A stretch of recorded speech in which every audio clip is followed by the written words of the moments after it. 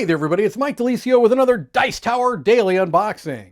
Today we're going to be taking a look at Horizon Zero Dawn, the board game. Coming from Steamforged Games, 1 to 4 players, 60 to 90 minutes, based off of a video game, I believe, although it is not anything I have ever played. So I don't have any background with this IP, and apologies for that because when I look through this, it's really not going to have any type of a connection to anything I've played before.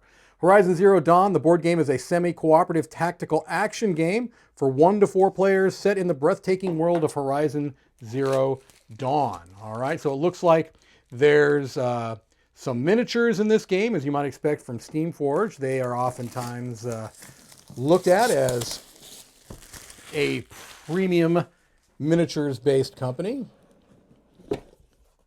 All right, so here we've got our rule book, and it is a hefty rule book, so I'm going to guess there's a fair bit going on here.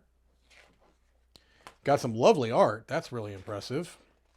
Yeah, we've definitely got minis here. All right, we've got some shell walkers and sawtooths.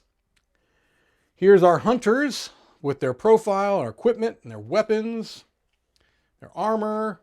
So there's a lot of pages, but there's also not a lot of information. They're not overloading each page with a lot of information. And I must tell you, the look of this rule book is gorgeous to me. I'm really impressed with the layout and the art that goes along with it. This is very, very nice looking.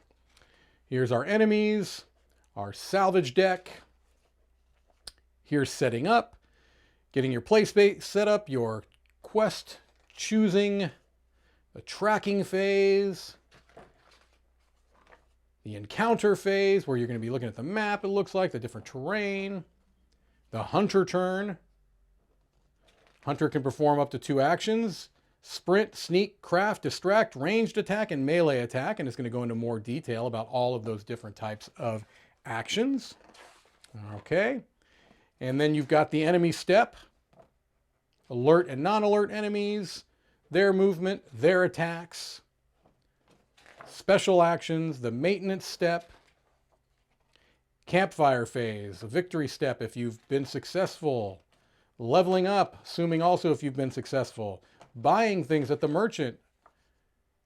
Hunter's Call at the end of the game, and some alternate play modes. Looks like you can play it cooperatively. You're just working as a team. All right, there are different hunters. And our quick reference. Now again, thick rule book, and it does look like there's a fair amount going on, but maybe not quite as much as I originally thought because the rule book is arranged in such a way that they're not overloading you with information on each page. So let's take a look at our cardboard components. Nice thick cardboard there. I'm impressed with that. Okay. Here are our map tiles. Okay. Double-sided map tiles along with various other tokens along the outside. I'm not going to show all of the both sides because it's really variations on a theme here. But you can get an idea of the art anyway. Okay.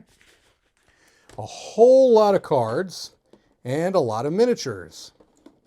A whole lot of miniatures. Okay, well, let's do this. Let me see if I can easily extract. The answer is no, because they're taped.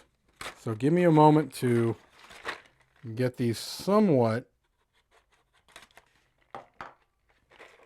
There we go. Okay. I'm not going to show you all of these minis, but I'm going to show you enough, hopefully, that you can get a sense for them. All right. Nice there. Looks to be almost like a little raptor. It looks like here's our hunters, a couple of our hunters here. Maybe, perhaps. Okay.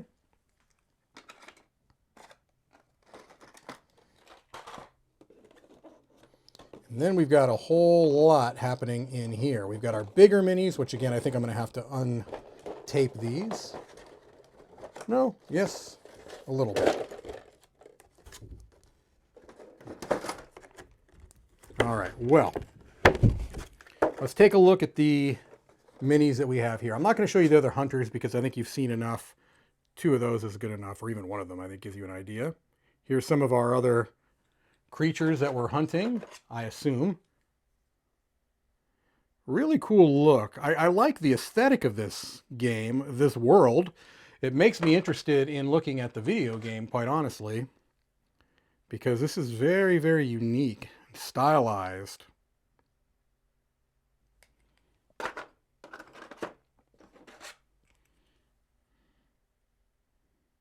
That's kind of cool looking. And we got some dice here. They look to be custom dice. So I'm going to show you these. They are etched and engraved. D6s. There you go. And we've got some small cards. Now, you can see right here, we have 6 decks. I am not going to show you all 6 decks of cards. I think we'll look at maybe a couple of decks and that'll give us a good idea. You can see these are just very, very sparse with 1 icon and not a whole lot of text, which quite honestly is appealing to me. With small cards, I don't particularly love a lot of small text like this. This is not my favorite on small cards, but that's because I'm an older individual and it's difficult for me sometimes to read this. But there's a mixture. You don't only have a lot of text. You've got a combination. All right, so make sure there's nothing hiding under this. There is. We've got our kind of tarot-sized cards. I'll show you those. Here's our Watcher, our Strider. Maybe you do that, yes. Our Scrapper, and our Grazer, and our Shellwalker. Yeah, Sawtooth, I think is what I started on. Maybe the Watcher I started on. All right, so pretty cool looking. I'm intrigued with this style. So let's look at a couple of decks here.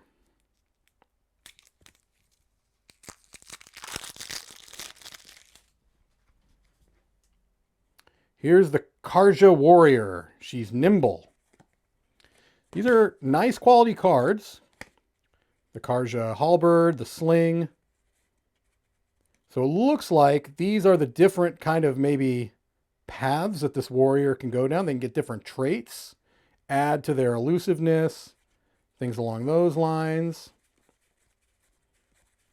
This was during the tracking phase, I think is what they were calling it. I saw these cards being discussed in that phase. Okay. I believe these are event cards, which I believe if you're playing cooperatively, you just don't play with the event cards is what it said. All right, there's one deck. I think I'll show maybe one more deck. Let's show this one.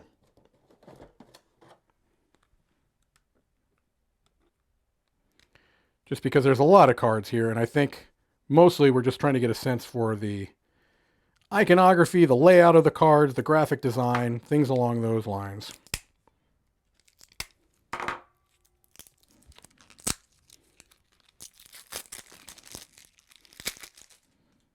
Okay, so here we got some stamina. Lots of stamina here. Lets you draw more cards. Got some blast wire, hoarder's satchel. So these look like to be items. Then we've got Nora Marksman. So these will again look to be like the character decks. Okay. Looks like each character has their own kind of unique cards that are related to them. All right, well, I think that gives us a pretty good idea of what you're going to find inside the box of Horizon Zero Dawn, the board game. Thank you for watching another Dice Tower Daily Unboxing.